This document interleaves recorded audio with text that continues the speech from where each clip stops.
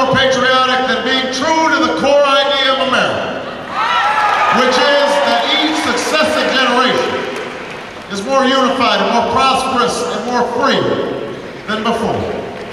Then we will make sure that every child in America has the best education this country has to offer. From the day that child is born, to the day that child graduates from college,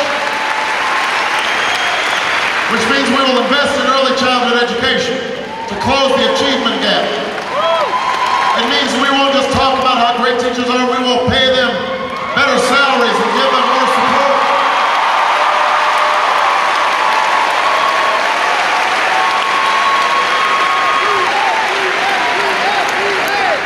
And I don't know about you, but I think it means that we make college affordable for every young person in America.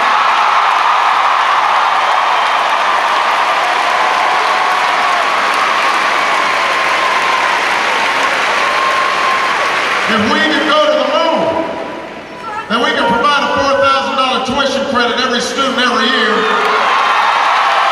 so that they can go to college.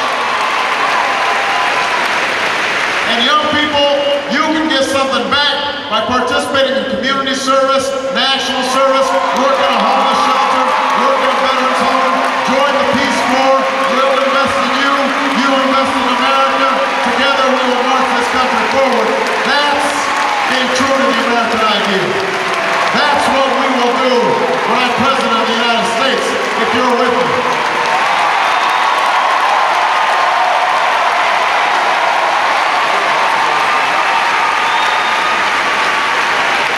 And just as we declare independence from the same old way of doing business on domestic policy, we will declare independence from the conventional thinking, the politics of fear that has come to obsess our foreign policy. I noticed Osama bin Laden made another appearance on television, on some television ads today. But, and you know, that's a legitimate issue.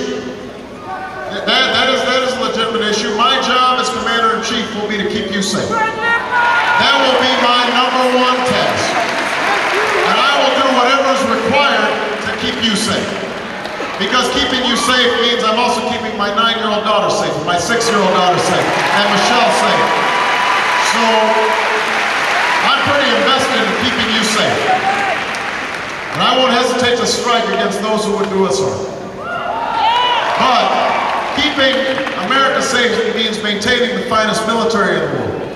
It means training our troops properly, equipping them properly, putting them on proper rotations so their families are not strained. It means treating our troops properly when they come home.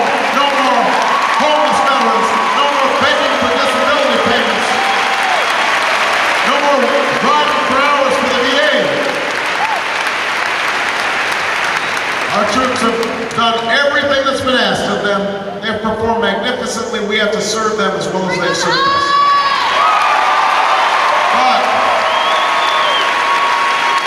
But keeping you safe also means using our military wisely. And the war in Iraq was unwise. It has cost us hundreds of billions, trillions of dollars. Thousands of lives.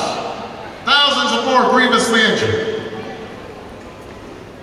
But it also distracted us from the war against bin Laden and Al-Qaeda that should have been fought. It has not made us more safe. That's why I opposed it in 2002. That's why I will bring this war to an end in 2009. We will bring our troops home.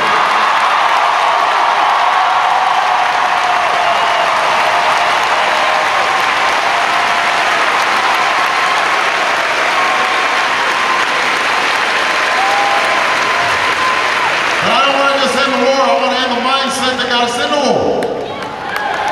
When you think about who's answering that phone call at 3 o'clock in the morning, you should want somebody who's read the intelligence reports. You should want somebody who's weighed the costs and benefits of military action and the consequences of not having an exit strategy.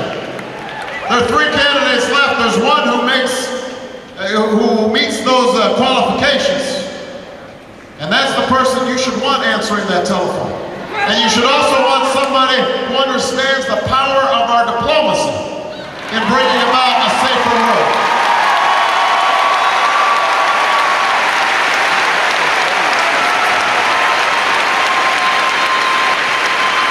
I don't want to just meet with our friends, I want to meet with our enemies. I remember what John F. Kennedy once said. He said we should never negotiate out of fear, but we should never fear to negotiate. That's what strong countries and strong presidents do. They talk to their adversaries. They tell them where America stands.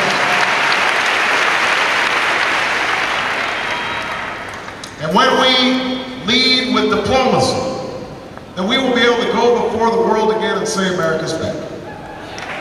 America's back, and we are ready to lead, and we will lead hunting down terrorists, but we will also lead in reducing nuclear stockpiles. We will also lead in dealing with global climate change. We will also lead in helping poor countries feed themselves. We will also lead in bringing an end to the genocide in Darfur. We will also lead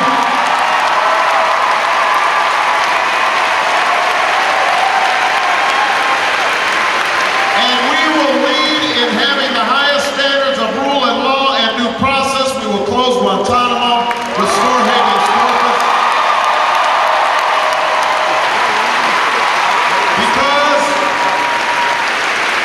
Because you'll have a president who hasn't just read the Constitution, but has taught the Constitution, believes in the Constitution, and will obey the Constitution of the United States of America.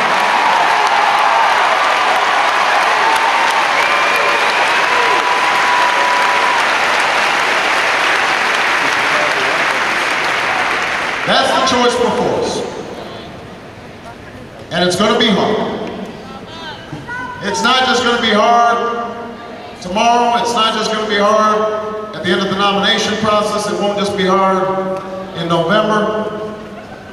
It will be hard for the duration. It's never been easy. It's never been easy. But that's why in this campaign we've talked so much about hope as well as change.